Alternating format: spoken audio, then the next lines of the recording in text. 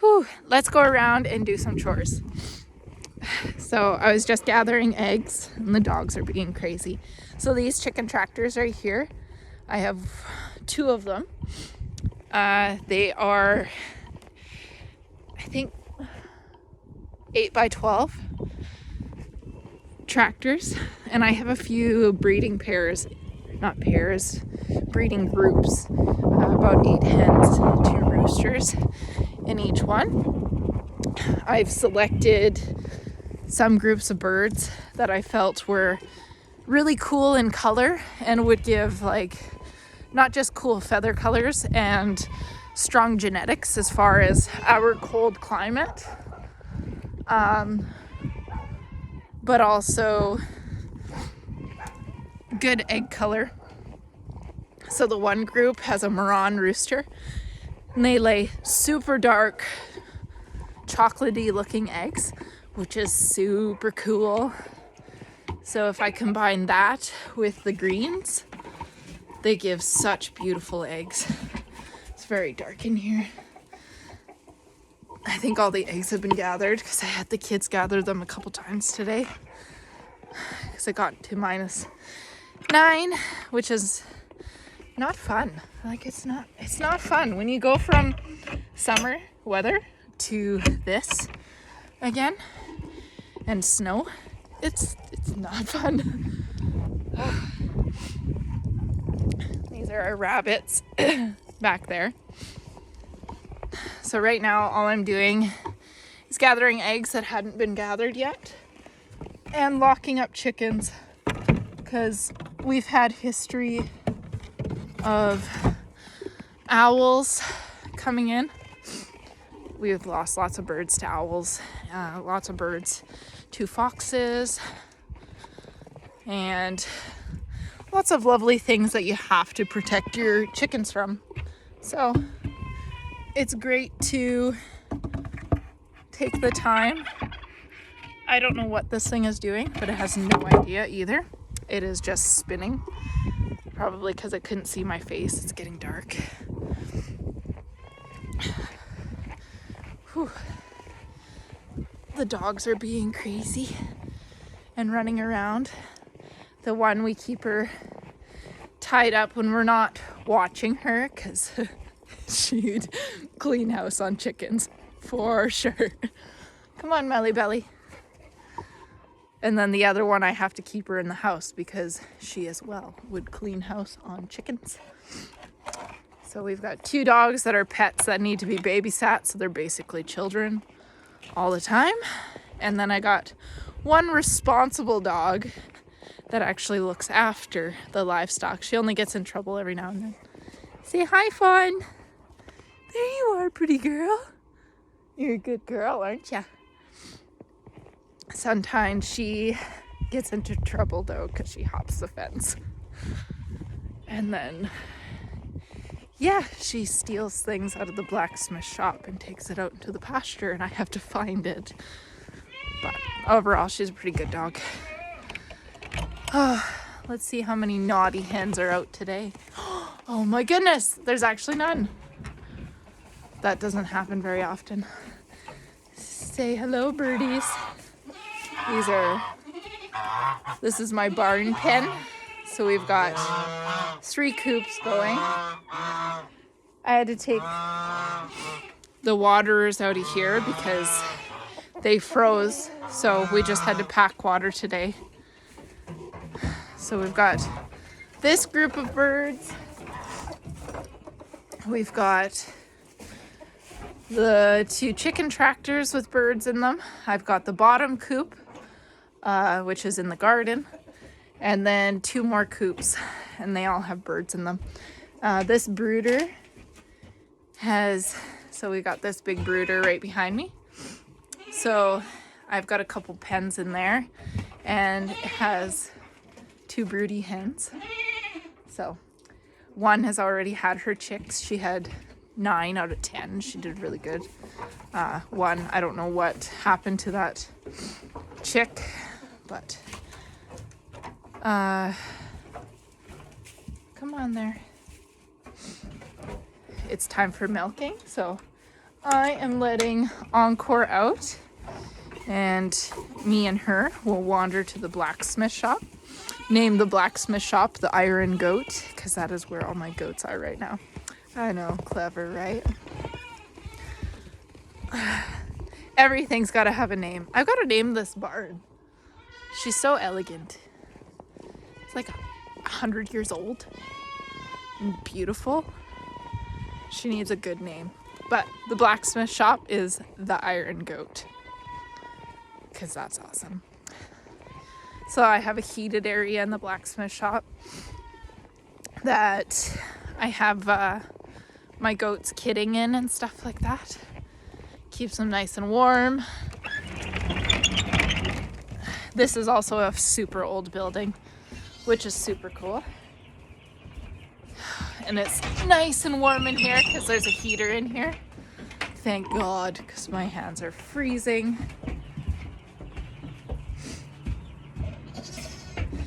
But yeah, I've got Miss Encore up on the stand. I'm sure she's not going to be pleased if I do not start milking her soon.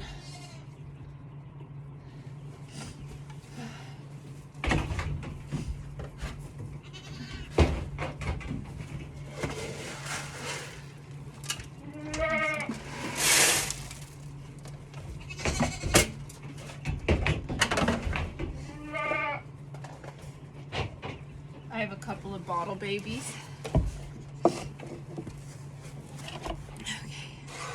So one of the questions that I got for Tidbit Tuesday was, can you start, when your incubator is going, can you start multiple hatches? And I had said yes, because what you do then is every week you can set a hatch.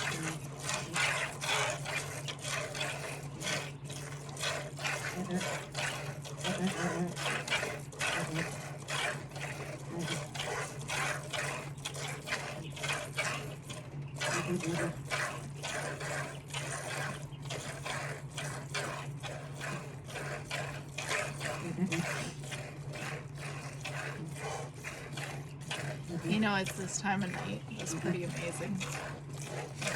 Like, it makes for long days at times. But it's kind of magical. You hear this swish from the milk. And she gently talks. And I actually have like 280 birds in here, if you believe it or not.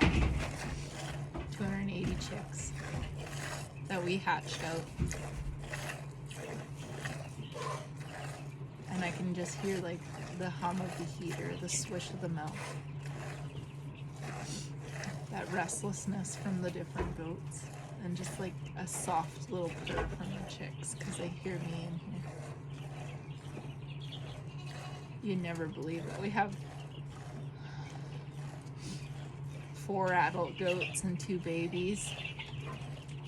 280 chicks in this small space.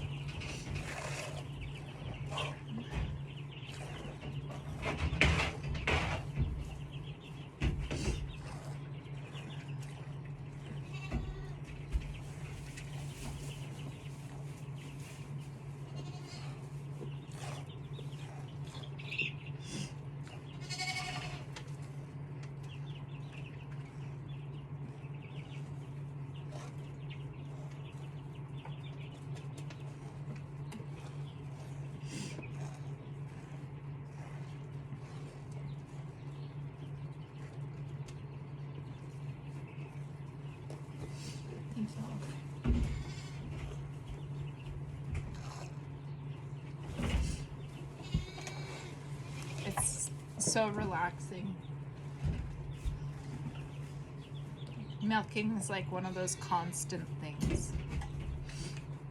It's like you always have to get out of bed and do it, and you got to get out of the house at night even when you're tired and do it because it's your responsibility to take care of the animals. And like, it might be hard to get out here some nights because being tired and done with the day or whatever. But the second you get out here, it's a whole new degree of I guess like a meditation. You just chill. It's freezing outside. I know, being a big baby, it's not minus 30 at least, thank God. But it's cold and you get in here and start milking and you can feel the temperature change when you step in and you're sheltered. And these old logs just kind of like bear hug you. And I love them because they're an absolute reminder of how much hard work had gone into this place before we even got it. Like every axe mark is still in this. And just the way this whole thing is set up, it just gives you this sense of pride. I didn't get to take part in the building of it, but I'm furthering it, which is super cool. And I'm doing that every night with the same persistence. Doing this every night. Perseverance to get through every day. And to just keep life going. It's super cool. I'm very fortunate that I have this. Very fortunate. Shanti, Mel! See if the dogs will actually come for their milk. The leftovers. Hey, MK. Here you go, buddy. You can have it instead.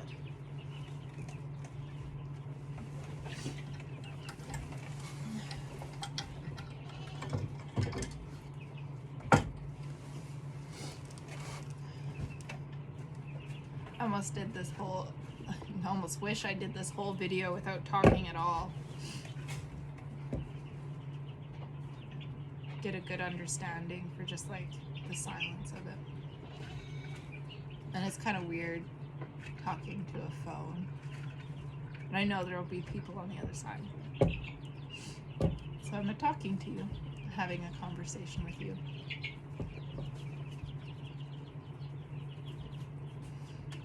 And getting to see this kind of like these special moments, I guess, if you don't have it at home. Getting that special moment to just look into somebody else's life for a minute and just turn your brain off.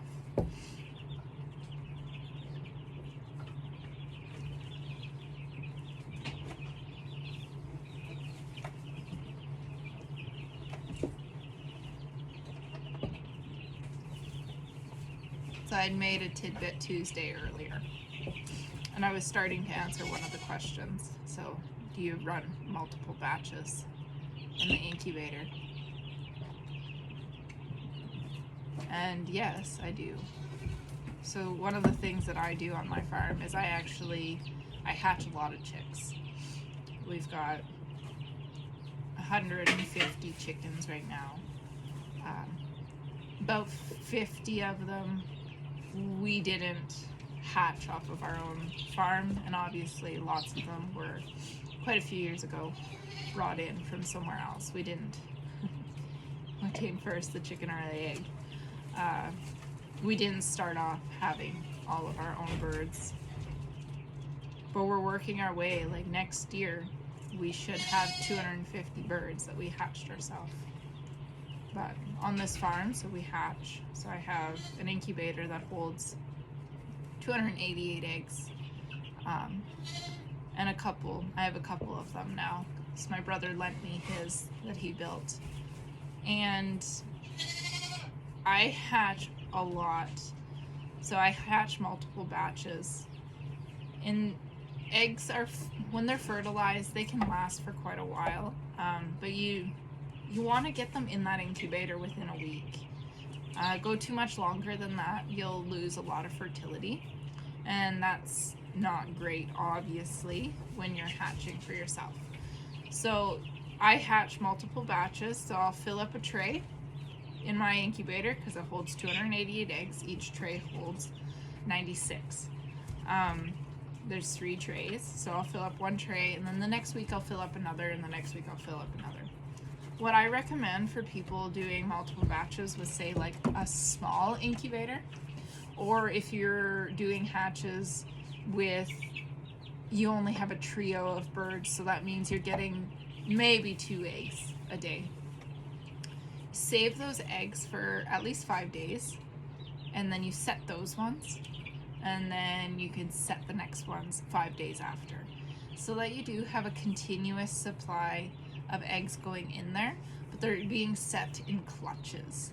Like a hen, she lays 1 egg, but she'll add to that nest every single day before she decides to sit on it and go broody. So you're doing the same thing. You're making a clutch, you're setting a clutch, making a clutch, setting a clutch. And that works really good. And I find it's great for timing for myself, because then I don't have, 288 chicks at once. We did just get 222 222 chicks out of the group that we hatched. Let me tell you, that's a lot of chicks all at once. I know it's not thousands like a huge hatchery, but it's a lot of chicks. But then you just have a small group at a time, and it makes it easier to manage if you're just doing small groups at a time, especially on a smaller scale. And then after care of that, you would want a couple different brooders. If you're dealing with small numbers of chicks, you're going to be okay to kind of like add at least 2 or 3 weeks worth of chicks in together, as long as there's enough of them and the bigger ones aren't going to kill them. But have a backup plan, because if those bigger ones start getting violent, they will kill the smaller ones. So you need to make sure you have a backup plan.